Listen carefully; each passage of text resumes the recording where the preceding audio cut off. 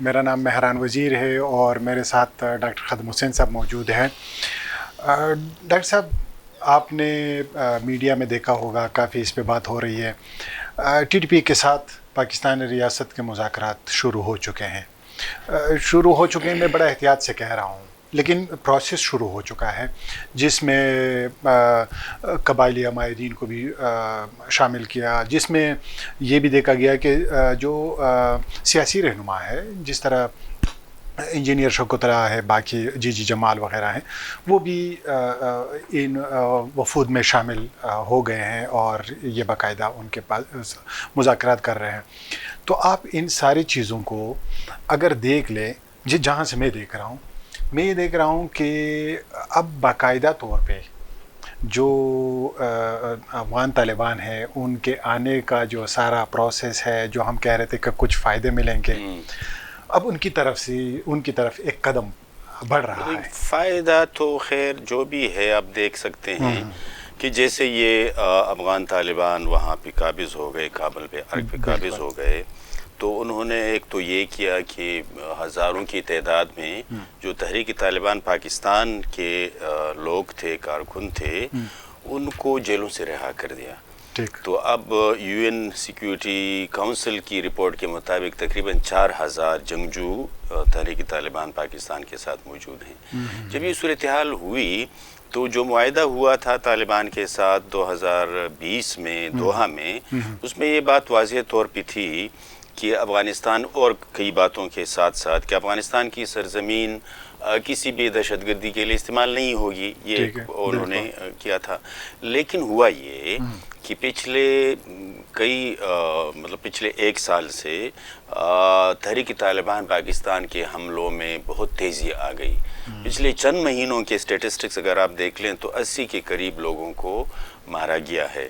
اس میں پولیس کے سپاہی شامل ہیں، پولیو ورکرز شامل ہیں، فوج کے سپاہی شامل ہیں، اس میں سیاسی کارکن شامل ہیں۔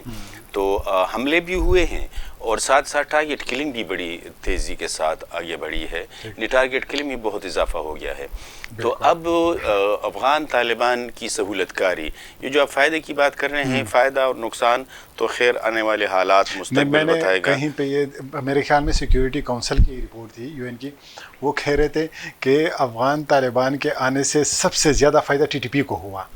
میرا خیال ہے کہ نہ صرف یہ کہ ٹی ٹی پی کو ہوا، جیسے میں نے پہلے عرض کیا تھا کہ اسلامک موومنٹ آف ازبکستان کو بھی فائدہ ہوا، یغور کو بھی فائدہ ہوا جو جنگجو تھے، چیچن جنگجوؤں کو بھی فائدہ ہوا، القاعدہ کی کچھ حصوں کو بھی فائدہ ہوا۔ اور ہم اپنا حساب لگائے بیٹھے ہوئے تھے کہ ہمیں فائدہ ہوگا، ہمیں فائدہ بھی ہوگا، اور تحریک طالبان پاکستان کی تحریک خود بخود ختم ہو جائے گی، وہ ضم ہو جائے گی، وہ تحلیل ہو جائے گی، اور ہم پہ اس طرف سے ہم نے باڑ بھی لگایا، 190 ارب روپے اس پہ خرچ کیے، تو باڑ بھی لگایا اور ساتھ ساتھ وہاں طالبان کی حکومت کی سہولت کاری بھی کی۔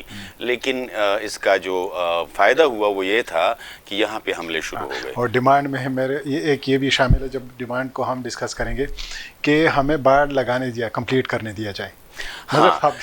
یہ سارا یہ جو صورتحال ہے ابھی، جو پورے ریجن کو یا پورے خطے کی امن کی صورتحال آپ دیکھ رہے ہیں، سلامتی کی صورتحال آپ دیکھ رہے ہیں، امن و امان کی صورتحال دیکھ رہے ہیں، تو اس میں جو سب سے بڑا خطرہ ہے وہ یہیں سے، وہ فوکل جو ایک مرکزہ ہے، تو مرکزہ وہیں پہ ہے جہاں پہ طالبان کی سہولت کاری ہو کے بہت سارے لوگ اس میں شامل تھے، بہت سارے ممالک اس میں شامل تھے، تو وہ وہاں پہ آ گئے۔ اب جب آ گئے اور یہ حملے تیز ہو گئے اور تقریباً 4000 کی جنگجو ان کے پاس ہے، 4000 کے قریب اور جنگجو جو لڑنے کے لیے تیار ہیں، وہ کہہ رہے ہیں کہ مطلب پاکستان کے لیے اس وقت سب سے زیادہ خطرہ ہے۔ دیکھیے انہوں نے تو یہی کیا نا مہران صاحب کہ ایک تو یہاں پہ انہوں نے ری آرگنائزیشن اپنی کر دی، اور وہاں سے تو یہ جیلوں سے رہا ہو گئے، تو ان کو جو چندوں کی اور ایکسٹارشن کی اور بطخوری کی جو سارے راستے سے وہ بھی کھل گئے۔ اب یہ صورتحال ہے۔ میں تو یہ سمجھ رہا ہوں، آپ اس پوائنٹ کو آگے لے کے جائے، لیکن میں یہ سمجھ رہا ہوں کہ جہاں پہ یہاں پہ ری گروپنگ ہوئی، مطلب دوبارہ سے آرگنائز ہوئے ہیں، میں سمجھتا ہوں افغانستان میں بھی اتنی ہی تعداد ہے اور اتنا ہی سیکیور فیل کر رہے ہیں اور اپنی تنظیم کو جو نہیں، اطلاعات کے مطابق تو انہوں نے دراصل ننگرہار میں اور کنڑ میں اور بعض دوسری ولایتوں میں صوبوں میں اپنے لیے دفاتر کھول رکھے ہیں، جس طرح کی ٹی ٹی پی نے، اور بڑے آرام سے وہ اپنا کاروبار زندگی بھی کر رہے ہیں اور کاروباری تنظیم بھی آگے چلا رہے ہیں. وہاں سے لوگوں کو فون بھی آ رہے ہیں اور مسلسل آ رہے ہیں. یعنی باجوڑ سے لے کے وزیرستان تک لوگوں کو فون آ رہے ہیں، بدتخوری کے لیے آ رہے ہیں، جس کو وہ چندہ کہتے ہیں. تو وہ سارا کچھ ہو رہا ہے. بلکہ یہاں آپ دیکھ سکتے ہیں کہ بعض جو نئے اضلاع ہیں وہاں پہ بھی ان کے دفتر کھل گئے ہیں. تو یہ بڑی عجیب صورتحال ہے. اب یہ جو بنیادی جو ایشو ہے وہ یہ ہے کہ ایک تو افغان طالبان نے سہولت کاری کر کے ان کو بیٹھانے کو کہا، ایک ریاست پاکستان کے ساتھ بیٹھنے کو کہا. اب اس میں ضرور فرق کیجیے گا، اب یہ حکومت شاید مذاکرات نہیں کر پا رہی، یہ دراصل ریاست پاکستان مذاکرات کر رہی ہے اداروں کے ذریعے. تو وہ سہولت کاری ہو گئی، انہوں نے بیٹھنے پر رضامندی ظاہر کر دی اور سیز فائر کر دیا. تو یہ میرا خیال ہے عید پر بھی سیز فائر تھا، عید پہ تھا سیز فائر، جنگ فائر بندی ہو گئی تھی دونوں طرف سے.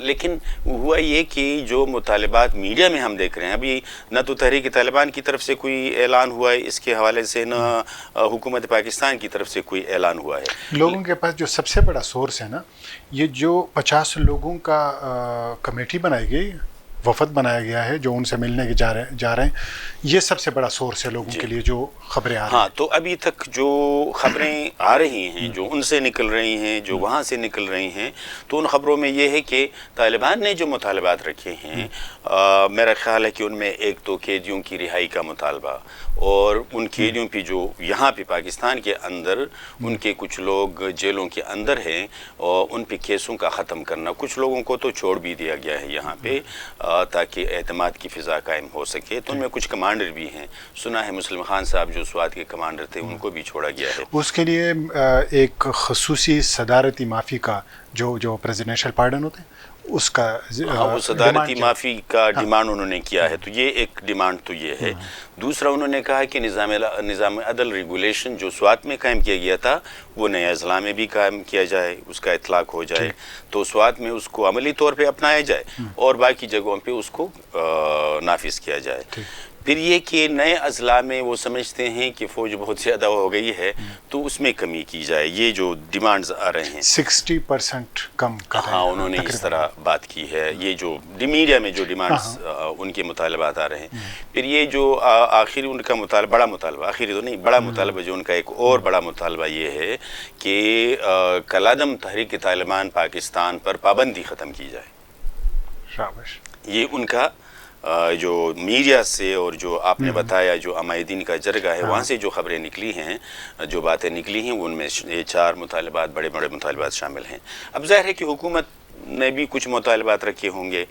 تو حکومت کا مطالبہ تو یہی شاید ہوگا، حکومت کا مطلب ریاستی اداروں کا مطالبہ تو یہی ہوگا کہ حملوں کا خاتمہ ہو جائے، حملے نہ ہوں ان کی طرف سے تحریک طالبان، یہ اسلحہ رکھ دیں، یہ ایک عام فرد کی حیثیت سے. ہاں، یہ بلیک اینڈ وائٹ میں انہوں نے یہ کہا آ جائیں واپس ملک اور یہاں پہ عام شہری کی طرح، مطلب اسلحہ رکھ کے عام شہری کی طرح زندگی بسر کریں، بڑے سکون کے ساتھ اور محنت مزدوری کر کے، اور جس طرح عام لوگ ہوتے ہیں، کوئی دکان کر کے، کوئی نوکری کر کے، کوئی تجارت کر کے، یہ اپنی زندگی بڑے آرام سے گزاریں.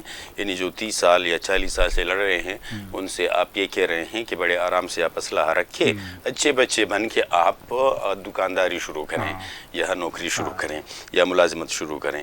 پھر یہ ظاہر ہے کہ یہ چاہیں گے، حکومت یا ریاست چاہے گی کہ دہشت گردی کا خاتمہ ہو. اب یہ ہر کوئی چاہتا ہے. اچھا، ایک اور ڈیمانڈ جو ہے نا، اب اس پہ آ جائے حکومت جس چیز کا وہ توقع کرتی ہے، لیکن اس میں جو فاٹا کے مرجر جو ہے نا، نئے اضلاع کا مرجر، وہ واپس کر دیا جائے. ہاں، اس میں ایک یہ بہت بڑا ڈیمانڈ بھی ہے. اچھا، اب اس میں یہ بھی ایک بڑے ڈیمانڈز میں، مطالبات میں جو وہاں سے باتیں نکل رہی ہیں. اب انہوں نے اعلان تو نہیں کیا، ظاہر ہے. یہ میرے خیال میں ایسے آ رہا ہے کہ اب پہلے مسعود کا جرگہ جب گیا سینیٹر صالح شاہ کے نمائندگی میں. اس کے بعد ان کے پاس جب بیٹے ہیں تو انہوں نے کچھ باتیں کر لی اور ان کو بتایا اور یہاں پہ شیئر کر لی. اس کے بعد ایک اور میٹنگ ہوئی اور انفرادی رابطے ہوئے. اس کے بعد یہ ڈیمانڈ سامنے آ رہے ہیں. اچھا، لیکن ظاہر ہے کہ اعلان رسمی طور پہ فارملی نہ حکومت یعنی ریاست پاکستان نے ان مطالبات کا اعلان کیا ہے، نہ تحریک طالبان پاکستان کے کسی عہدیدار نے، کالعدم تحریک طالبان پاکستان کے کسی عہدیدار نے اعلان نہیں کیا ہے. لیکن یہ جو آپ کہہ رہے ہیں نا عمائدین کے ذریعے سے یہ باتیں نکل رہی ہیں اور ساتھ ساتھ حکومت کی بعض افسروں سے یہ باتیں نکل رہی ہیں اور وہاں طالبان کے لوگوں سے بھی باتیں نکل رہی ہیں. اب یہ دیکھیں مہران صاحب، ہر کوئی چاہتا ہے کہ اس پورے ریجن میں بالخصوص پاکستان افغانستان میں دہشت گردی کا خاتمہ ہو، امن و امان ہو، تاکہ تجارتی سرگرمیاں آگے بڑھ سکیں، تاکہ یہاں پہ معیشت پروان چڑھ سکے، افغانستان میں بھی معیشت پروان چڑھ سکے، یہاں بھی معیشت آگے جائے اور معیشت کی بنیادیں مضبوط ہیں. ہر کوئی چاہتا ہے، یہ عوام بھی چاہتے ہیں، یہ عام لوگ بھی چاہتے ہیں، یہ حکومت بھی چاہتی ہے، اور یہ ظاہر ہے کہ ہم جیسے لوگ جو میڈیا وغیرہ پہ بات کرتے ہیں، لکھتے پڑھتے ہیں، تو وہ بھی چاہتے ہیں. لیکن ہوا یہ ہے کہ یہ مطالبات یا یہ جو مذاکرات ہیں طالبان اور ریاست کے درمیان، تحریک طالبان پاکستان اور ریاست کے درمیان، یہ کوئی نئی بات نہیں ہے. یعنی آپ کو پتہ ہے کہ 2002 سے 2006 سے لے کے یعنی شاکۂ معاہدہ آپ دیکھ لیں، آپ سراروغہ کا معاہدہ دیکھ لیں نیک محمد کے ساتھ، بیت اللہ مسعود کے ساتھ، آپ میران شاہ معاہدہ گل بہادر کے ساتھ معاہدہ دیکھ لیں، آپ سوات میں 2 معاہدے ہوئے 2008 اور 2009 میں، آپ خیبر میں کئی ایک معاہدے ہوئے، لیکن ان کے بعد پھر آپریشن کرنا پڑا تھا. اب یہ سوچنے کی بات ہے کہ اس طرح معاہدے یا مذاکرات، یعنی مذاکرات تو ظاہر ہے کہ اس تحریک طالبان پاکستان 2014 میں بھی ایک مذاکراتی ٹیم بنی تھی اگر آپ کو یاد ہو. اس میں عمران خان صاحب کو، عمران خان اور مولانا فضل الرحمان اور سراج الحق کو طالبان نے اپنی طرف سے مذاکراتی ٹیم میں نامزد کیا تھا اگر آپ کو یاد ہو. یہ 2014 کی بات ہے. انٹرنیشنلی طالبان خان کے نام وغیرہ یہ وہی سر، تو یہ انہوں نے اپنی طرف سے ان کو حکومت کے ساتھ مذاکرات، اس لیے کہ 2013 میں انہوں نے اعلان کیا تھا کہ ہم صرف عمران خان کو وزیر اعظم مانیں گے، یعنی کسی اور کو وزیر اعظم نہ. کالعدم تحریک طالبان پاکستان نے اعلان کیا تھا کہ ہم صرف عمران خان کو وزیر اعظم مانیں گے. تو یہ بدلہ چکانے کے لیے انہوں نے پھر اپنے وفد کی ٹیم میں اس کا بھی ذکر کیا. اب یہ دیکھیں کہ اس میں مسائل کیا ہوں. جیسے میں نے عرض کیا، یعنی میرا خیال ہے کہ 2 درجن کے قریب تو معاہدے ہوئے ہیں، کئی بار یہ مذاکرات ہوئے ہیں، لیکن نہ امن و امان کی صورتحال میں کوئی تبدیلی آئی، نہ دہشت گردی تھم گئی، نہ انتہا پسندی میں کوئی کمی آئی، بلکہ ہر معاہدے کے بعد مزید دہشت گردی مزید بڑھ گئی. اس کی ایک وجہ بہت بنیادی جب میں سمجھتا ہوں وہ یہ ہے کہ آپ بھی دیکھیں کہ یہ جو مسعود قبائل کے مشران وہاں پہ گئے، ان سے تو وہ کیسے گئے، یہ جرگہ بنا کیسے؟ فوج نے الٹیمیٹم دیا کہ آپ گھروں کو خالی کریں، علاقہ خالی کرے تو ہم آپریشن کرنے لگیں. تو اس پریشر میں اور اس دباؤ میں یہ سارا لوگوں نے کہا کہ ہمیں مذاکرات قبول ہیں، ہم ہر حد کے لیے جا سکتے ہیں، لیکن دوبارہ نکلنے کی ہمت نہیں ہے، نہ وہ قوت ہے. یعنی ستم ظریفی یہ ہے کہ جرگے اور مفاہمت کے لیے بھی دباؤ استعمال کرنا پڑے گا. یہ بڑی عجیب بات ہے. تو وہ جو آپ کہہ رہے تھے نا کہ ناکام ہو جاتے ہیں، میں سمجھتا ہوں کہ ناکام کیسے نہیں ہوں گے. اس کے لیے تو باقاعدہ گراؤنڈ ورک ہوگا، ان کے نبض کو دیکھنا ہوگا، پھر اپنی جو کیپیسٹی ان کو دیکھنا ہوگا، ساری چیزیں. اور پھر یہ جو فارمولہ یہ بناتے ہیں نا، تو اس فارمولے کو دیکھنا ہوگا کہ وہ زمینی حقائق کے ساتھ کتنا لگا کھاتی ہے، وہ زمینی حقائق کے ساتھ کتنا. مثلا یہ کہتے ہیں کہ غیر مسلح ہو جائیں، ڈس آرمامنٹ، یہ کہتے ہیں کہ شامل ہو جائے سماج میں، اور یہ کہتے ہیں کہ سماج میں اپنا حصہ ادا کر سکیں. اب یہ دیکھیں اس میں جو مسائل ہیں نا، وہ مسائل میں جلدی آپ کو بتاتا ہوں. اب مذاکرات اور معاہدے کی جو بھی مذاکرات ہو رہے ہیں، جو بھی معاہدہ ہوگا اگر ہوگا اس کے نتیجے میں، تو اس کی ذمہ داری کون لے گا؟ نہ پارلیمان میں یہ بات رکھی گئی ہے، نہ قومی سلامتی کمیٹی میں یہ بات رکھی گئی ہے، نہ سویلین حکومت نے یہ بات لی ہے تو اب کون ہوگا؟ پھر یہ کہ دونوں اطراف سے اگر معاہدہ ہو جاتا ہے تو اس کو عملی بنانے کے لیے ضامن کون ہوگا، ضمانت کون دے گا، کون ضامن ہوگا اس کا؟ پھر یہ ہے کہ جو اگر معافی کا اعلان، عام معافی کا اعلان کالعدم تحریک طالبان پاکستان کے لیے کیا بھی جاتا ہے تو ظاہر ہے کہ جو ورثاء ہیں، جو نقصان پہنچا ہے، جو تحریک طالبان کے ہاتھوں جن کا نقصان ہوا ہے، جن کا نقصان ہوا ہے، جو لوگ مرے ہیں، جنہوں نے اپنی جان سے ہاتھ دھو بیٹھے ہیں، ان لوگوں کے ورثاء ہیں۔ مثلا یہ دیکھ لیں کہ اے پی ایس کے، آرمی پبلک اسکول کے بچوں کے والدین، آپ دیکھیں کہ ہمارے بلور خاندان کے ورثاء ہیں۔ آپ دیکھیں کہ یہاں پہ ایک اکلوتے بیٹے میاں افتخار حسین کے اکلوتے بیٹے کو مارا گیا تھا۔ اب ظاہر ہے کہ یہ ورثاء ہیں۔ اب سوات میں ہمارے کتنے ساتھیوں کو مارا گیا تھا۔ یہ تو آپ وہ گنوا رہے ہیں جو سب کو یاد بھی ہے اور پتہ بھی ہے، لیکن یہ تو 70,000 لوگ ہیں۔ بالکل۔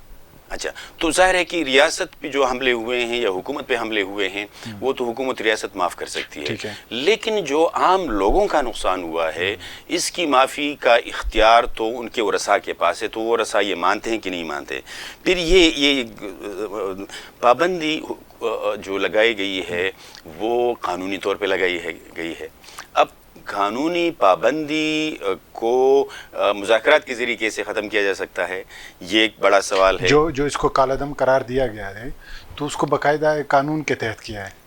بالکل۔ پھر کیسے کریں گے؟ اب یہ دیکھیں، اب دوسری جو قانونی بات ہے، جو آئینی بات ہے کہ 25ویں آئینی ترمیم کے ذریعے انضمام ہوا ہے، 2/3 میجارٹی کے ساتھ یہ بل پاس ہوا ہے۔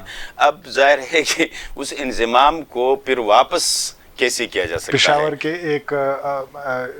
ایک بلڈنگ سے یہ 25th امینڈمنٹ کیسے ختم کیا جا سکتا ہے، یا کنڑ کے ایک دفتر سے یا کہیں سے بھی کیسے ہو۔ اب اگر ان مسائل کو حل کرنا ہے تو ذمہ داری اٹھانی ہوگی پارلیمنٹ نے، ذمہ داری لینی ہوگی پارلیمنٹ نے، اس کے لیے ضمانت کے لیے وضاحت کرنی ہوگی قومی سلامتی کمیٹی نے، اور سویلین حکومت نے اس پہ عمل کرنا ہوگا، اور ان کو اس پہ عمل کرنے کے لیے، یعنی کالعدم تحریک طالبان پاکستان کو اس پہ عمل کرنے کے لیے مجبور کرنے کے لیے اور ان کو عمل پہ راضی کرنے کے لیے یہ ضروری ہوگا کوئی ایسا ضامن ہو جو ان پہ اپنا اثر ڈال سکے۔ تو ظاہر ہے کہ وہ تو ان کی مہمان نوازی جو لوگ کر رہے ہیں تحریک طالبان افغانستان، تو افغان طالبان ہی یہ کر سکتے ہیں۔ تو میرا خیال ہے کہ اس طرف سے افغان طالبان کو یہ ذمہ داری، یعنی ضمانت کی ذمہ داری اٹھانی ہوگی، اس کے بغیر مجھے نہیں لگتا کہ اور کوئی چارہ ہے۔ وہ بھی اٹھا لیں گے، لیکن ہم پاکستان کی ریاست کی پریپریشن تو دیکھیں نا، یہاں پہ بڑا ایشو ہے۔ مطلب آپ نے جو پروسیس گنوایا ہے اس میں تو کہیں پہ چیزیں نظر نہیں آ رہی، تو اگر نظر نہیں آ رہی تو اس کا مطلب یہ ہے کہ ہم دنیا کی طرف سے جو پریشر آ رہا ہے سیکیورٹی کونسل کی، یو این کی سیکیورٹی کونسل، کہ پاکستان کو ان 3-4 ہزار جنگجو جو افغانستان میں بیٹھے ہیں، پاکستان کو جو تھریٹ کر سکتے ہیں، جو پاکستان پہ حملہ کر سکتے ہیں، نقصان پہنچا سکتے ہیں، ان کی طرف توجہ دینا ہوگا یا ان کے لیے کچھ کرنا ہوگا۔ تو پاکستان نے پھر یہ وہ شروع کیا۔ یہ بھی ہے، اور انٹرنلی اندرونی طور پہ آپ دیکھ لیں کہ باڑھ پہ بھی، اور باڑھ پہ جو خرچہ ہے اس پہ بھی کئی سوالات اٹھ رہے ہیں کہ یہ مطلب یہ اس کا جو فائدہ آپ نے بتایا تو فائدہ تو ہو نہیں رہا، وہ تو اسی طرح ہو رہا ہے۔ تو میرا خیال ہے کہ یہ ایک پیچیدہ مسئلہ ہے، پارلیمان کو اور قومی سلامتی کمیٹی کو ذمہ داری لینی ہوگی، اس کو اس میں لانا ہوگا، اس تمام عمل کو اگر یہ پارلیمان میں نہیں لانا چاہتے ابھی تو قومی سلامتی کمیٹی میں پیش کر سکتے ہیں، وہ بھی سیویلین ایک ادارہ ہے پرائم منسٹر اس کا، تو وہاں پہ ضرور یہ بات ہونی چاہیے۔ میرا خیال ہے کہ اسی طرح قبائلی عمائدین کا جرگہ اور بغیر کسی ضمانت اور بغیر کسی ذمہ داری کے خدا نہ کرے اس کا نتیجہ مجھے نہیں لگتا کوئی بارآور ہوگا۔ جیسے آپ نے دیکھا کہ جو یہ ایشو ہے، مطلب اب طالبان تو بحیثیت ایک تنظیم کے ایشو ہے، لیکن یہ ان کے ساتھ جو مذاکرات ہے یہ بذات خود ایک ایشو بن چکا ہے، جس میں بہت سارے خدشات ہیں کہ جس طریقے سے یہ آگے لے کے جا رہے ہیں اس میں بڑے مسائل ہیں، اور جن کے لیے جن لوگوں کا وفد کا انتخاب کیا ہے اس میں بھی بڑے ایشوز ہیں. تو ہم کوشش کریں گے کہ اس پہ تھوڑا سا انیشلی ہم نے ایک آپ کے ساتھ بات چیت کر لی، اس پہ ایک تفصیلی ایک اور پروگرام کریں گے جیسے جیسے یہ پروسیس آگے بڑھتا جائے گا. آپ لوگوں کے دیکھنے کا بہت بہت شکریہ.